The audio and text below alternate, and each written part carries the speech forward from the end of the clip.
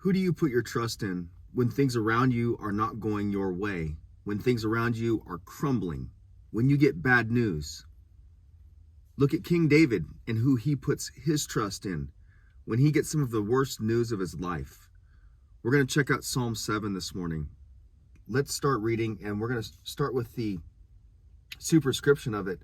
It says, "A meditation of David, which he sang to the Lord concerning the words of Cush, a Benjamite." These little superscriptions in Psalms, right before the psalm begins, are really easy to skip over. But if you do that, you can miss the greater context of what's going on. And in Psalm 7, this is the meditation of David's heart to God. It's a song that he sang to the Lord. It's a mourning song. It's a weeping song because he got news that wrecked him. And I don't know if you've ever had news like this, but this was news that David was not expecting, and it took him off of his feet. His son Absalom had betrayed him, had come after his kingdom, had tried to take the throne of his father away from him. David has fled. There are battles that have enraged. And then David gets this news from Cush, a Benjamite, one of his men, who comes running and brings him the news that his son Absalom has been killed in battle. And although David has been fleeing for his life from Absalom, he is still extremely dismayed and just cut to the heart by the news that his son is dead. And it must have been a situation in which David's soul was just ripped in half. I mean, ripped in half for one reason, by the betrayal of his son, who he loves. Ripped in half because his son is coming to kill him. You know, someone that you love is trying to kill you, and then ripped in half again because the son who you love has been killed. There's not too many people that have experienced those types of emotions. And what does David do with that? He goes to the Lord and he says, "O Lord my God, in you I put my trust. Save me from all those who persecute me and deliver me, lest they tear me like a lion, rending me in pieces while there is none to deliver. O Lord my God, if I have done this, if there is iniquity in my hands, if I have repaid evil to him who is at peace with me, or have plundered my enemy without cause, let my enemy pursue me and overtake me. Yes, let him trample my life to the earth and lay my honor in the dust." David checks his own condition with God because he doesn't want Absalom to have died in a manner in which David was at fault or wrong. And so he is asking God, judge me. He says later on, judge me by my own righteousness. But he's saying, God, if there's anything that I've done wrong, then let it be repaid to me. That's a bold prayer to make before God. That's not a prayer that I want to make, that, God, if I've done anything wrong, let it be repaid to me. You know, I want grace. I want to receive the good that I actually don't deserve, because I make plenty of mistakes and I sin. But David is asking in this extreme condition that he's at, that if he's done anything wrong, then let it be repaid to him. God, if I deserve death, then let me be killed too. That's essentially what he's saying here. And then he says, "Arise, O Lord, in your anger. Lift yourself up because of the rage of my enemies. Rise up for me to the judgment you have commanded. So the congregation of the peoples shall surround you. For their sakes, therefore, return on high. The Lord shall judge the peoples. Judge me, O Lord, according to my righteousness." There it is.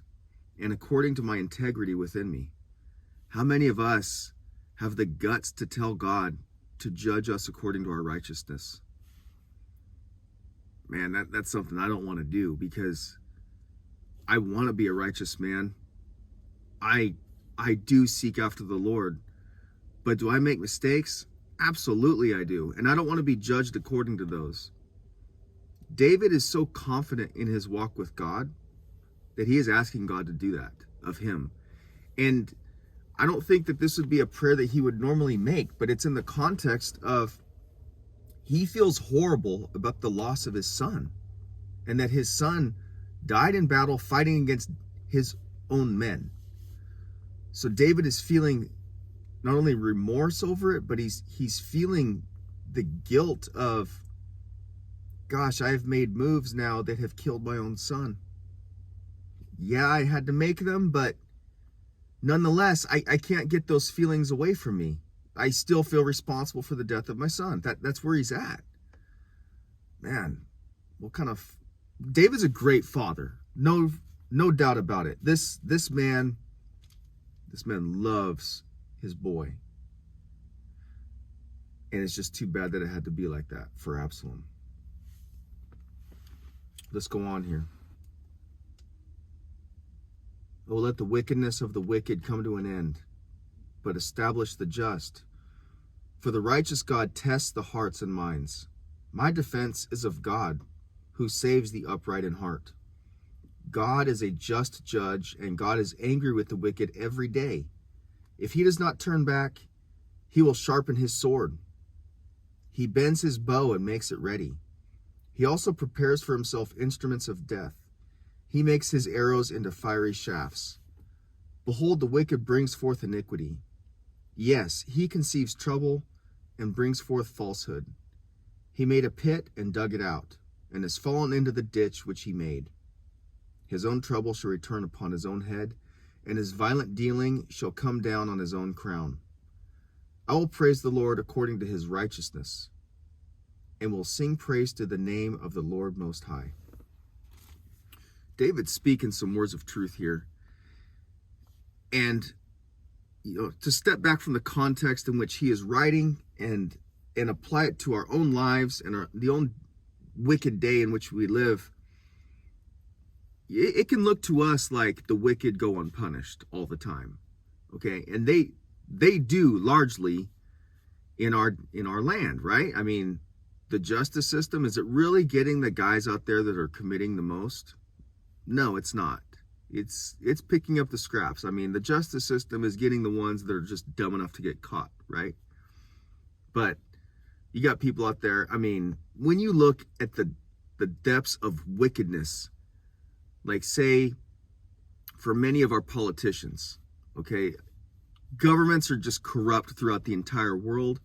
Our nation is no different, obviously. And it's all about controlling the people and tyranny and snuffing out freedom and liberty. Okay, those people are wicked. They're a bunch of totalitarian tyrants. And it feels to us like God's not doing anything and they're just having their run of it and they're building wealth and they have everything that they want. You know what? The wicked will be brought to an end. They will be brought down upon their own head. They are literally digging their own pit that they're going to reside in. That's what the true reality is. And it doesn't seem like it to us because we're looking at this little snapshot in time. There is an eternity out there. And we are subject to it and they're subject to it. And we've got to let God have his justice because he is just. He will bring the wicked down. He bends his bow and he sharpens his sword for the wicked. And he sees, all throughout here, the first, 6 or 7 chapters of Psalms, we see that David says, you are the God who hears me.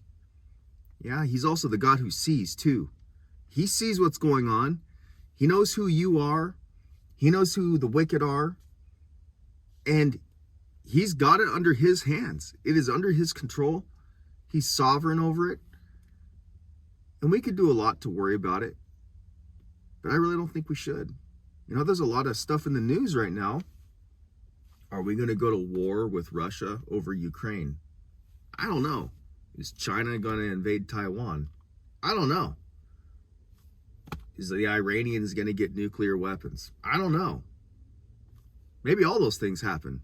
But you know what? I know who sits upon the throne. I know who judges the wicked. I know who sharpens his sword and bends his bow for the wicked. And their time is coming. And the Lord loves the righteous. And he upholds us and he has us in his hand. That's what I do know. He's got that under control. I'll see you next time. Day of Battle out.